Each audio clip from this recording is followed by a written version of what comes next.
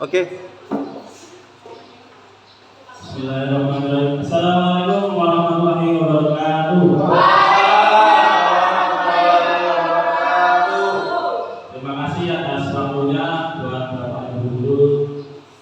Tidak lupa saya ucapkan dan berhormat kepada Bapak Sekolah dari Dewan Guru dan Dewan Guru semuanya saya hormati. Terima kasih telah meluangkan waktunya dalam kegiatan rencana tidak lanjut perencanaan pembelajaran berbasis proyek mata pelajaran PJOK bersama komunitas belajar sekolah. Nah, sekolah kita sendiri kan juga punya obel nih. Jadi saya menyisipkan program saya di dalam obel yang sudah ada. Nah, di sini saya mau kasih nama obelnya, maksudnya untuk program saya sendiri Kebun 3, meningkat saja, ya. Baik, untuk yang pertama langsung saja untuk meningkat waktu. Yang pertama judul program atau kegiatan. Di sini saya membuat program gerakan senam sehat bersama generasi cerdas. Nah, membangun kesehatan dan kerjasama mengaktivitas fisik, senam kebugaran jasmani, model pendidikan kebugaran. Nah, mengapa saya membuat program seperti itu? Alasannya itu yang latar belakangnya adalah selama saya di sini dan selama saya mengamati anak-anak pada hari Sabtu, rutinan hari Sabtu yang bersenam, itu antusias geraknya sangat kurang. Nah, apalagi di sini dijelaskan yaitu kesehatan jasmani merupakan aspek penting dalam perkembangan anak, khususnya di tingkat SD. Nah, dalam rangka menciptakan generasi yang sehat, aktif dan memiliki kebiasaan hidup sehat, program ini menurut saya sangat bagus untuk diterapkan. Bukan hanya setiap minggu dengan anak-anak, tapi nanti saya inginnya, nanti di tujuan akan saya jelaskan, inginnya berkolaborasi dengan komunitas belajar yang ada, tentunya Bapak Ibu sendiri di sini, dan warga masyarakat di sekeliling kita. Jadi nanti sifatnya bukan mitra lagi sudah, tapi komunikuler, yaitu berkesinambungan berkelanjutan seperti itu. Oke, saya lanjut. Nah, di sini program ini berdasarkan voice dan ownership-nya, yaitu yang pertama peserta didik nanti dapat menuangkan ide kreatifnya, bentuk gerakannya seperti apa, nanti kita yang nampung itu.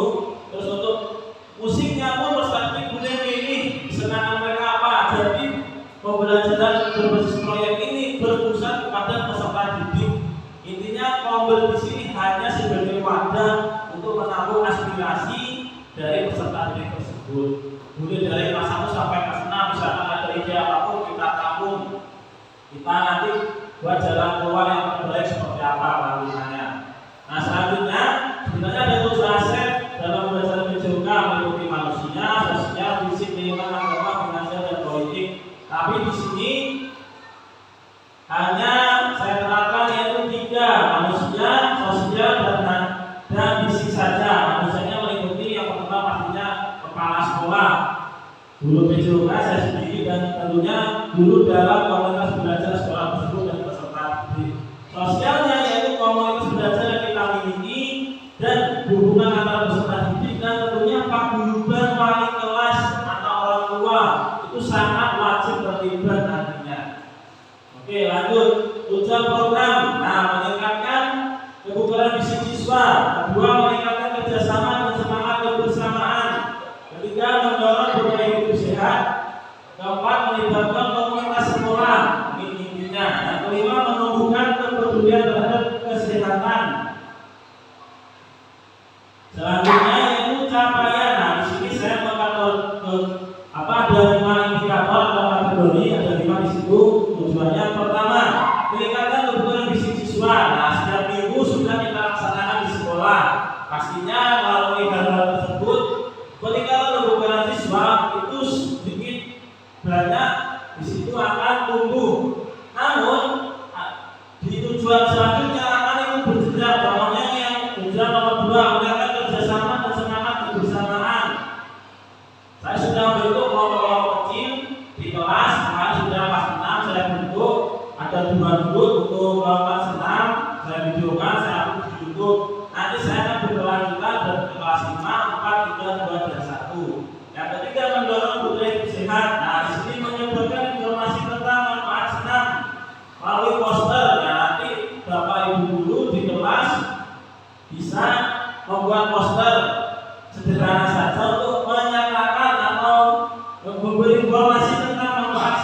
melalui poster dan diskusi di kelas.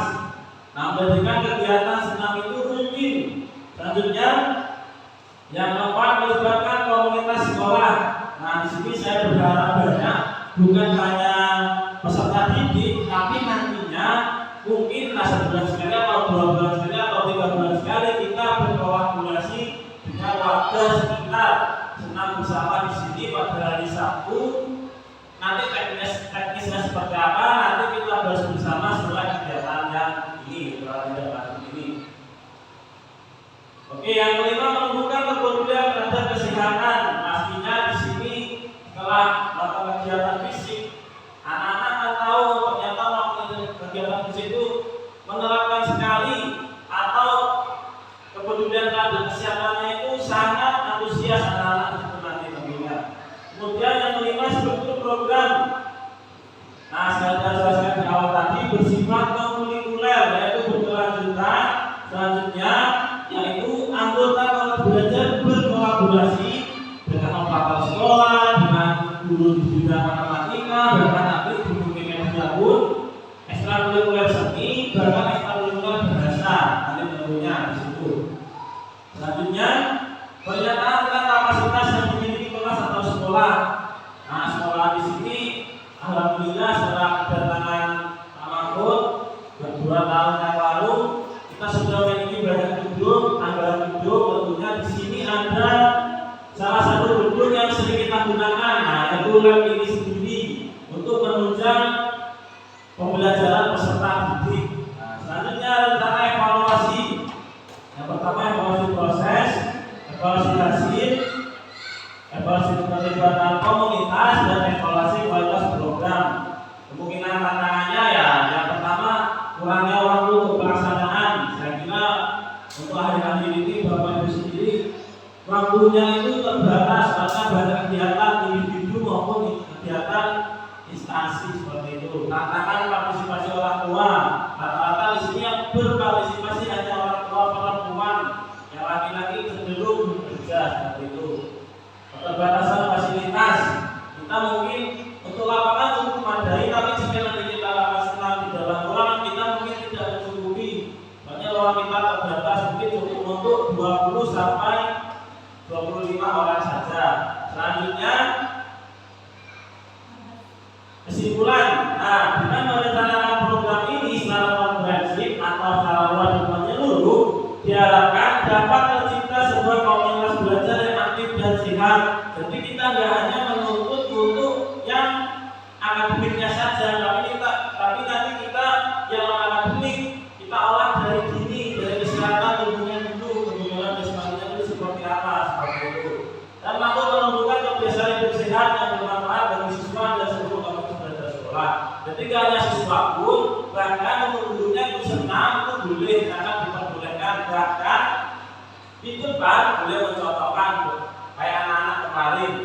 Nah, mungkin itu dari saya sedikit atau panjang lebarnya penjabaran dari rencana tindak lanjut yang saya lakukan.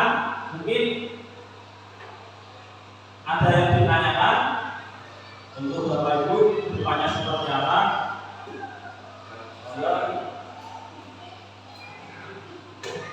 Ini beberapa waktu yang lalu saya menginginkan bahwa kipas dengan ini, dengan materi ini, menginginkan bahwa nanti ada senam bersama antara wali murid dengan siswa dan guru-guru, dan kalau mungkin ya 1 bulan sekali, kalau tidak mungkin tiap minggu, itu nanti akan membuat sebuah hubungan keterikatan dengan wali murid. Karena wali murid salah satu stakeholder. Nanti barangkali tidak adanya itu dari paparan ini. Jadi tidak adanya nanti di paparan ini mari kita rencanakan bagaimana kita membuat acara atau kegiatan senam bersama wali murid. Jadi kalau kemungkinan seluruh wali murid, kalau tidak ya pengurus kelas. Nanti bagaimana biayanya kita bicarakan berikutnya. Itu akan menyenangkan anak-anak, juga wali murid. Itu rencana saya ya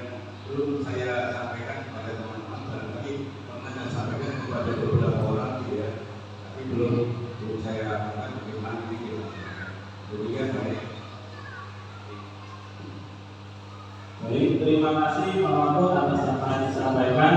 Tentunya sangat berhubungan sekali apa yang saya sampaikan dengan yang Pak Mahfud tadi tanggapi.